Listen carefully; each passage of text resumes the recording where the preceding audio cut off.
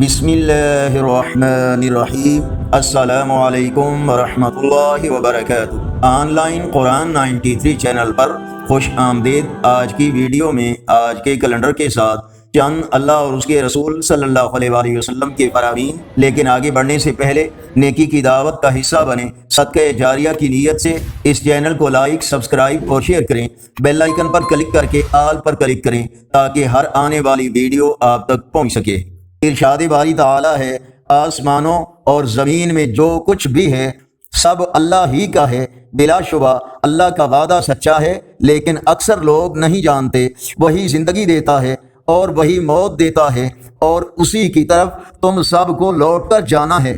حضرت ابو درداء رضی اللہ تعالیٰ عنہ سے روایت ہے کہ سرکار دو عالم صلی اللہ علیہ وآلہ وسلم نے فرمایا، جس شخص نے صبح و شام 7 مرتبہ پڑھا حسبی اللہ لا الہ الا هو علیہ توکلت وہو رب العرش العظیم، تو اللہ تعالیٰ اس کے اہم کاموں میں اسے کافی ہوگا، یعنی اللہ کی مدد اس کے ساتھ ہوگی۔ نبی کریم صلی اللہ علیہ وآلہ وسلم نے ارشاد فرمایا، اگر انسان کے پاس مال کی 2 وادیاں ہوں تو تیسری کا خواہش مند ہوگا۔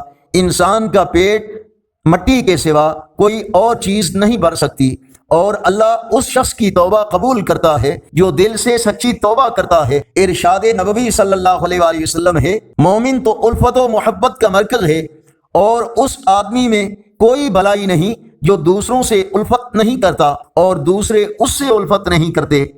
رسول اللہ صلی اللہ علیہ وآلہ وسلم نے فرمایا، مومن دوسرے مومن کے لیے عمارت کی مانند ہے، جس کا ایک حصہ دوسرے حصے کو مضبوط کرتا ہے۔ پھر آپ صلی اللہ علیہ وآلہ وسلم نے ایک ہاتھ کی انگلیاں دوسرے ہاتھ میں ڈالی۔ رسول اللہ صلی اللہ علیہ وآلہ وسلم نے ارشاد فرمایا، بے شک اللہ تعالیٰ پاک ہے اور پاک چیز کو پسند فرماتا ہے، نظافت والا ہے اور صفائی ستھرائی کو پسند کرتا ہے۔ آج کا کیلنڈر 11 جولائی 2024 بروز جمعرات۔